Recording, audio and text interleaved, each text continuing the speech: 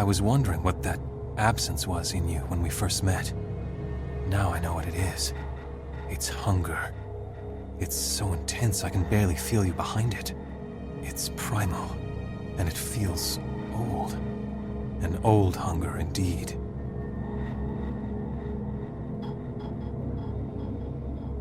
You mean your curse?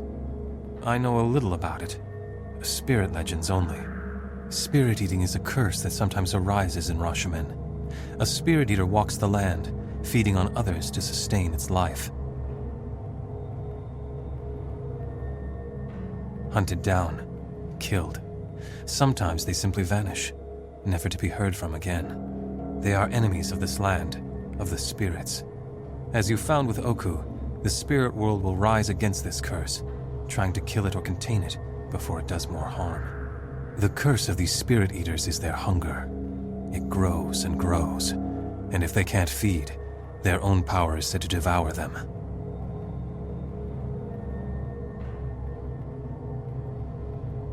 I have never heard of one. Whatever this curse is, it runs deep and strong, and nothing known to me can cure it. You should seek out ones wiser than I. For as long as the spirits can remember, which for some of them is a very long time. Time is measured differently for beasts, and for deathless ones at that. But I will say that Oku remembered you, and that is a long time indeed. Of course. Ask what you will, and I will do my best to answer.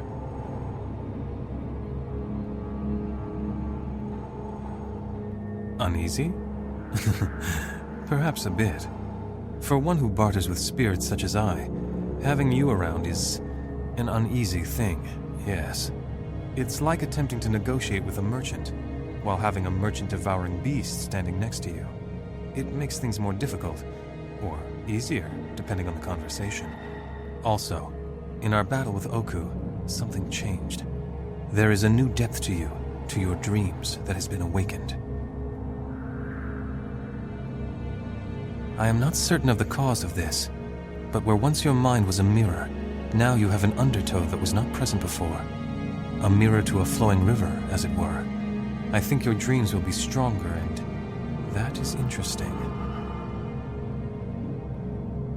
Of course. Ask what you will, and I will do my best to answer. I do not know if Sophia speaks to herself, or if another Sophia, a small spirit, speaks to her. But it is a question only she can resolve. Perhaps it is her conscience that whispers to her. But red wizards are said to have that stripped from them at a young age. She is a thing of puzzle pieces, to be certain, and so finely decorated with tracings and tattoos, the best part of the red wizard's contribution to culture. Of course. Ask what you will, and I will do my best to answer. Old Father Bear? Oku is a preening beast for certain. He was not always the garish colors you see there. In times past, his coat ran thick with the blood of enemies of other beast kings. In touching the dream, by sleeping through the long winter of the Age of Faith, he has changed. The dream has touched him, and where once his coat was matted with blood, now color bleeds from it. Oku is an awkward, grumpy creature. But when you have his loyalty, even death itself may hesitate to come for you. Of course. Ask what you will, and I will do my best to answer. There are those who have lazy dreams. Dreams that come to them only when their eyes are closed and the hearth fire enfolds them. And there are those whose dreams are an icy wind, a whip crack across their souls that visit them in the waking hours. These dreams drive their actions, drive them ever onwards until their dream is a reality. It is good to fear those who are driven in such a way. With them the dream wind travels, and the whiplash extends its reach to all who believe in such a one. Our songbird. I think she will need the power of her voice in the days to come, and perhaps sooner than we all think.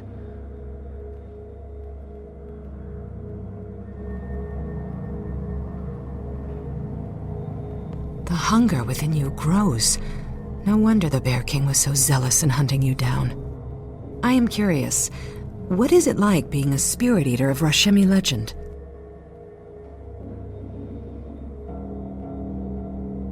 I only ask because I recall reading some of the Academy's texts on Rashemi spirit eaters. When you've read a lot about a legend on parchment, it's always fascinating to meet that legend in the flesh. Rashemi folklore is handed down by word of mouth.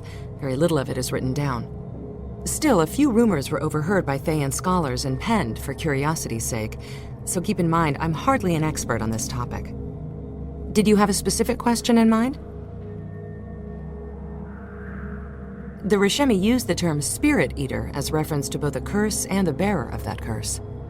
The Spirit Eater curse allegedly devours its host from within. The stories describe the process as rather painful, to say the least. According to legend, there have been numerous victims of this curse, though the legends differ on whether or not there is more than one bearer of the curse at any one time.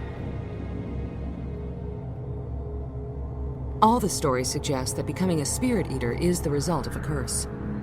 Some rumors suggest this curse is bestowed by a witch, others say it's the result of an amoral life, and yet other rumors suggest the curse is transmitted from one Spirit Eater to the next, like an illness.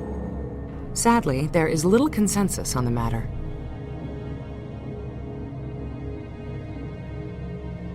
Actually, no. In all the stories I read, the bearer of the curse rapidly went insane and died rather quickly.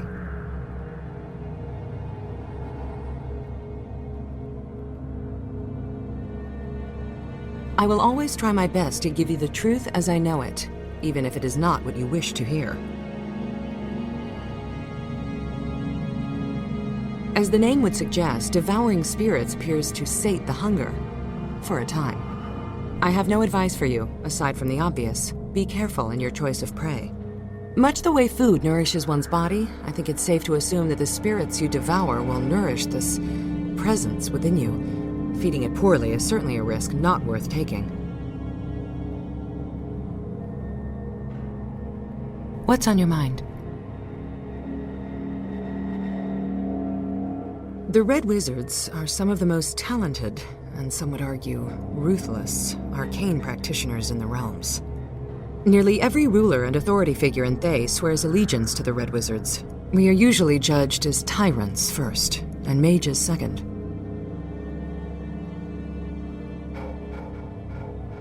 I am an instructor at the Academy of Shapers and Binders. I teach transmutive and transformative magic, my specialty. Most people assume that we're all disciples of one secretive school, but there are hundreds of academies. We commit the whole of our lives to a single aspect of arcane magic. Those who wish to learn a little bit of everything lack the focus and discipline we demand. I find transformative magic fascinating. I work with spells that can add a spark of life to otherwise inanimate materials. Kaji is one of my earliest, and might I add, finest creations. The students of my academy mostly focus on the rather morbid arts of binding and altering souls.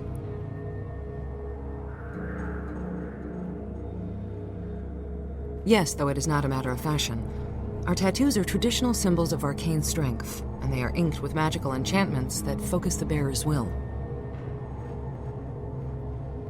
What would you like to know? Yes? Those who speak overmuch of the value of dreams usually want to sell you something. That being said, I suggest you put at least some trust in him, if only because he responds well to blunt honesty. I grew up around unscrupulous Red Wizards. I know that a true liar wants to be lied to in return. That servant of... I've never trusted people of faith. They live their lives divorced from reason. Kaylin is no exception. You can hear in her voice a terminal innocence. If you told her that faith would feed her, she'd happily starve to death and die in prayer. But you should disregard my prejudice toward the faithful. I trust her, and so should you. She is, in her very blood, a creature of devotion and integrity. When we first met Oku, he was still half slumbering, and his form then was just a hint of his true self. He is a very powerful manifestation of the land. Spirits like him, well, the wizards at the Academy would trade their eyes for the power to bind a spirit like Oku. The fact that he has pledged himself to you is a surprising turn of events. He is as loyal as a mother bear, and as violent if betrayed. Treat him with respect. I don't want to have to fight him again.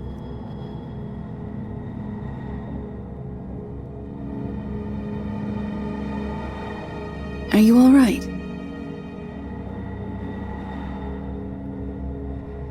When your spirit powers emerged against the bear god, I felt drawn to you, as if your hunger was testing my spirit as well. You need to learn more about this curse, and soon. I fear for you, for all of us, if your power grows further. I do not know. Much of the curses of ancient Rashomon are difficult to heal, and your affliction is something new to me. Judging from your power, I do not think Ilmater could help beyond your symptoms. I feel that there is something larger at work here.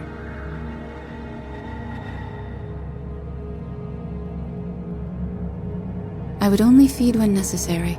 To inflict your curse on others does not seem just.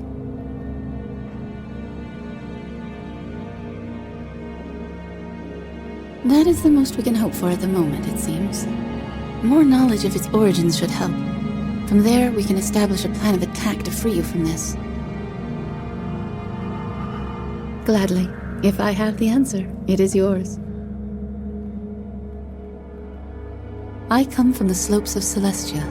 My heritage is evidenced in my wings and my eyes. No, I cannot. The wings simply serve as a cloak, and at times a shield from the sun or elements. They are another mark of Celestia, one that I welcome. Gladly. If I have the answer, it is yours.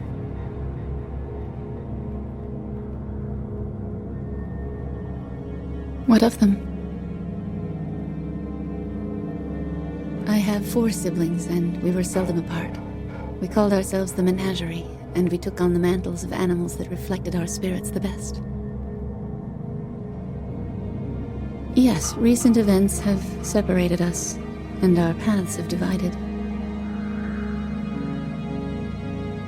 Ephraim the stag and Susa the crow traveled with me, and Josu and Becca, twins, paladins, with courage and manes from which the lions were born. I was the spiritual leader of the menagerie. I took the dove as a symbol of peace. What of them? He dwells in the House of the Triad on the slopes of Celestia as I did. He is one of the Solars, the strongest of divas. He's a champion of order and of structure. He was the one who led the shaping of Limbo's outer reaches 2 centuries ago to forge stability from that chaotic plane. And he ended the reign of the tyrant Ankriva and the desiccated kings of the Shremar, who were allied with Merkel long ago. No, the menagerie was perhaps more concerned with the Prime than Grandfather was. The outer planes were his home, where he felt he could make the most difference. The Prime was not something he concerned himself with, and even on the Prime, he would not allow his feet to touch ground. Gladly. If I have the answer, it is yours.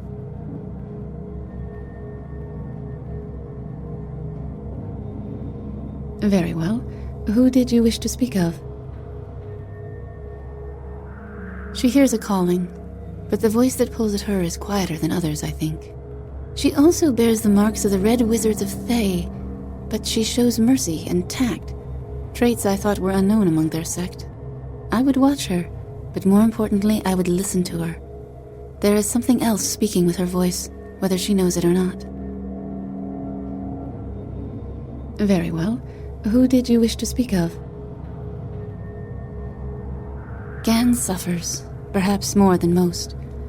I am unclear as to why, but I suspect it has to do with his place in Rashomon and the lack thereof. I am concerned that his suffering may bring evil upon us.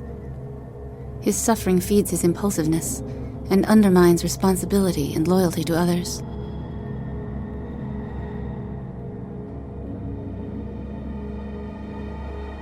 I did not mean to cast aspersions on our companion. Your sentiments are good, and more influential than you know. I will not say that Gan will not help us, only that his help is likely to be swifter when it benefits him as well. Do not underestimate your own abilities to sway him either. He watches your actions more carefully than he admits, and with your presence as an example, I think there is great potential for healing him. Very well. Who did you wish to speak of? He is an ancient spirit, one of the beast gods. I know too little of the culture of Rashomon to speak more, but in showing mercy, you have gained a powerful ally, and a loyal one.